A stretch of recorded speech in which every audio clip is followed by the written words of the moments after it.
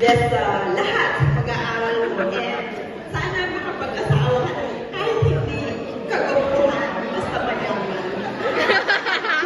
Ma, ako muna, ma. Kasi, pero why not, diba?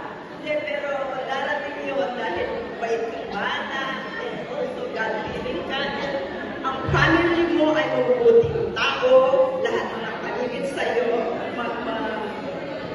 mag-good influence. So, I know, ang ibigay sa'yo ni Lord, I all the best. Happy birthday, Andrea, and I'm only 20 steps away sa bahay niyo. So, kailangan mo ako na yung na. Tignan niyo, nangihilig yung kamay. So, yun lang. I love you.